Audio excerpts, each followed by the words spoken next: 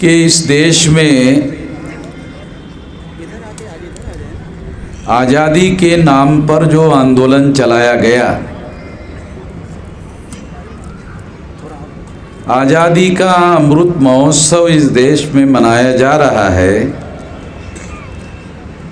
और हमारी महत्वपूर्ण समस्याओं का कोई समाधान नहीं हुआ।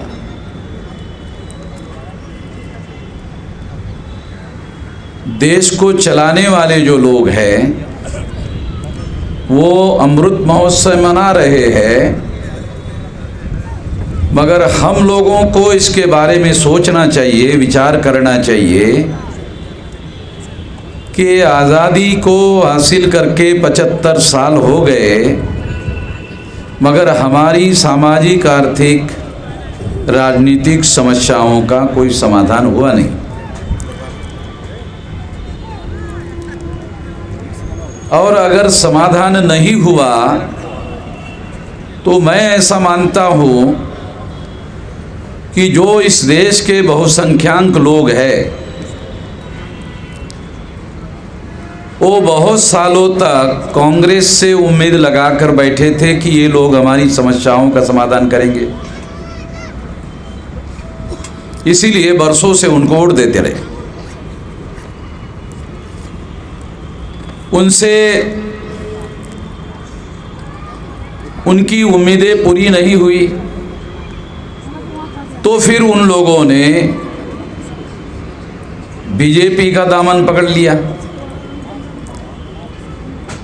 और सेंट्रल में अभी बीजेपी की लगातार 8 साल से सरकार चल रही है और किसी समस्या का हमारा जो बहुसंख्यक समाज है उसका समाधान होता हुआ दिखाई नहीं दे रहा है। अगर होता तो फिर ये न्याय अधिकार सम्मेलन को आयोजित करने की जरूरत नहीं थी। ये न्याय अधिकार सम्मेलन इसलिए आयोजित हुआ या किया गया तमाम संगठनों के लोगों ने क्योंकि ये उम्मीद उन लोगों से भी पूरी नहीं हुई। तो मैं इस संदर्भ में बात आप लोगों को बताना चाहता हूं कि जो लोग सदियों से इस देश में अन्याय करने वाली व्यवस्था को बनाकर चला रहे हैं, उन लोगों के द्वारा बनाए गए संगठन को हमारे लोगों ने साथ सहयोग दिया। शेड्यूल कास्ट के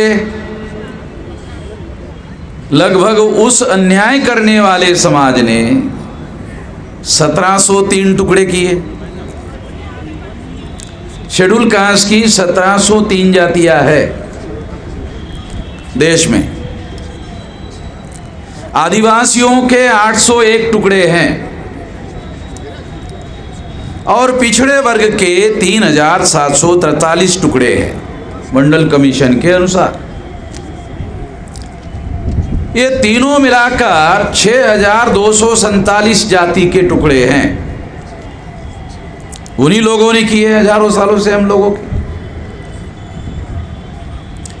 जिन लोगों ने हमारे 6247 टुकड़े किए, उन्हीं लोगों से हम लोगों ने उम्मीदें पाली थी कि ये लोग हमारी समस्याओं का समाधान करेंगे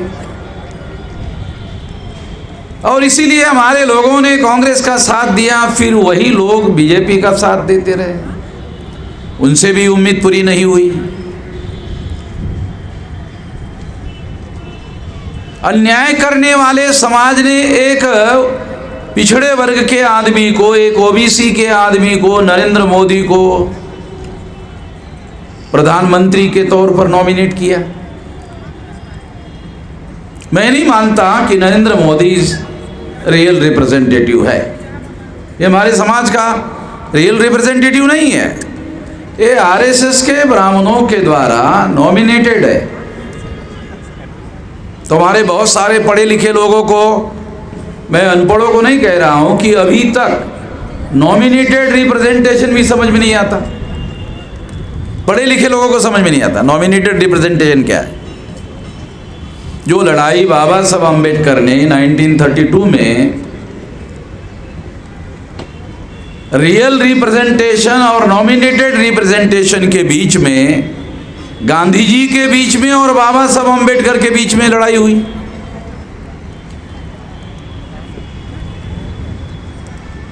हम बाबा साहब का नाम तो लेते रहते हैं और जयकारे भी बहुत लगाते रहते हैं, जय जयकार भी बहुत करते रहते हैं,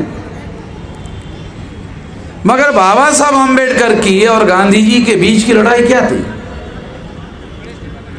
इसको जाने बगैर ही हम आज की लड़ाई लड़ना चाहते हैं। मुझे तो नहीं लगता इस तरीके से लड़ाई लड़ी जा सकती है। जो कौम इतिहास से सबक नहीं सीखता वो काम कभी अपना आंदोलन, स्वाभिमानी आंदोलन नहीं चला सकता, आत्मनिर्भर आंदोलन नहीं चला सकता, अपने बल पर आंदोलन खड़ा नहीं किया जा सकता अगर इस इतिहास को आप जानते नहीं हैं। 1932 को नॉमिनेटेड रिप्रेजेंटेशन और रियल रिप्रेजेंटेशन, इसके बीच की जो लड़ाई है बाबा साहब अम्बेडकर और गांधी जी के बीच में लड़ाई थी। और बाबा साहब अम्बेडकर शेड्यूल कास्ट और शेड्यूल ट्राइब के लिए रियल रिप्रेजेंटेशन का 17 अगस्त 1932 को अधिकार हासिल करने में कामयाब हुए थे। कितने पढ़े लिखे लोगों को यह बात जानकारी है कि गांधी जी ने इस अधिकार को आमरण अनशन करके छीन लिया? कितने पढ़े लिखे लोगों को पता है? और अगर पता है तो वो पता होना क्या आज के तारीख में जो 131 मेंबर पार्लियामेंट शेड्यूल कास्ट और शेड्यूल ट्राइब के वर्तमान पार्लियामेंट में चुनकर गए हुए हैं, और जिसमें 76 मेंबर पार्लियामेंट शेड्यूल कास्ट और शेड्यूल ट्राइब के, भारतीय जनता पार्टी के 303 मेंबर पार्लियामेंट में शेड्यूल कास्ट और शेड्यूल ट्राइब के लोग शामिल हैं, जो बीजेपी की सरकार बनाने में लगे हुए हैं, उस सरकार को चलाने में लगे हुए हैं, जिसको हमारे पढ़े लिखे लोग, विधायक जी, सांसद जी, यानी आप लोग अपने लोगों को जगाते भी रहोगे और दलालों और भड़वों को, जिनको बाबा साहब अम्बेडकर ने व्हाट गांधी एंड कांग्रेस और डन टू अनटचेबल नाम की किताब में दलाल और भड़वे कहा, उनको आप सांसद जी भी कहते रहेंगे, आप विधायक जी भी कहते रहेंगे, और आपको इस बात का मलाल भी होगा कि यहाँ लोग उपस्थित नहीं है। अरे लोग उनके साथ जाएंगे, इलेक्टेड मेंबर पार्लियामेंट के सांसद जी के साथ जाएंगे, विधायक जी के साथ जाएंगे कि आपके साथ आएंगे, कफल्लक लोगों के साथ में? उनके साथ जाएंगे ना, उनके साथ जाएंगे। जब तक आप उन दलालों और भड़वों के बारे में, जिनको बाबा साहब अम्बेडकर ने what Gandhi and Congress have done to untouchable में दलाल और भड़ुआ कहा, आप कह सकते हो? जो बाबा साहब अम्बेडकर ने लिख कर रखा वो कहने की भी आप लोग जरूरत नहीं करते हो, तो लोग जागृत कैसे होंगे? उनसे लोग कटेंगे तो यहाँ मैदान में आएंगे, उनसे जुड़े रहेंगे तो आपके मैदान में कैसे आएंगे? और क्यों आएंगे? सांसद के पास जाएंगे ना, विधायक के पास जाएंगे, आपके पास क्या आएंगे? क्या है? अगर आपने पुलिस चौकी में टेलीफोन किया तो पुलिस चौकी वाला आपकी सुनता नहीं है, उसकी सुनता तो है कम से कम सांसद की और विधायक की, उसके साथ जाएंगे।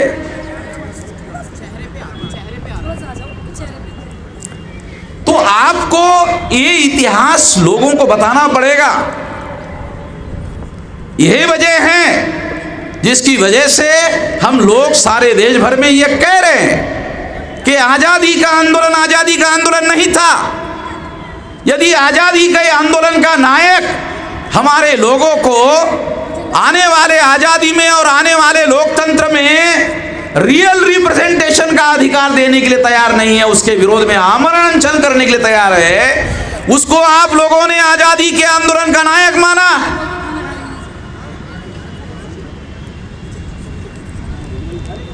उसको नंगा करना पड़ेगा, वैसे तो वो आधा नंगा ही है, थोड़ी आधी कोशिश करनी पड़ेगी, ज़्यादा कोशिश नहीं करनी पड़ेगी। आधी कोशिश करने के लिए भी आप राजी नहीं हैं।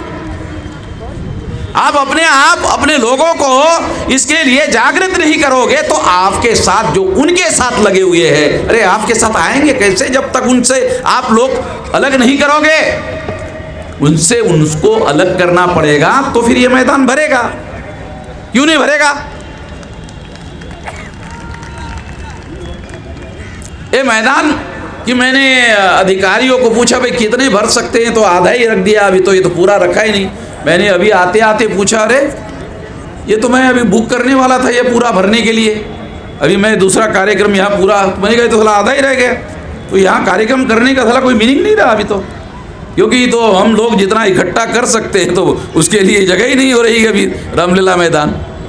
2-3 लाख लोग तो हमने RSS के हेडक्वार्टर 3.5 लाख लोग लेकर गए थे, यहाँ तो जगह नहीं है, यहाँ तो 60-70 हज़ार से ज़्यादा लोग नहीं आ सकते। साथियों, मैं आपको ये बताना चाहता हूँ कि यदि आज़ादी का आंदोलन होता तो फिर गांधी जी को हमारे लोगों के मिले हुए अधिकारों के विरोध में आमरण अनशन करने की क्या जरूरत थी। अगर वो हमारे ही मिले हुए अधिकारों के विरोध में छीनने के लिए आमरण अनशन कर रहे थे तो फिर वो आज़ादी का आंदोलन भी चला रहे थे, वो कैसा चला रहे थे। ये सिंपल सवाल हमारे दिमाग में पड़ना चाहिए।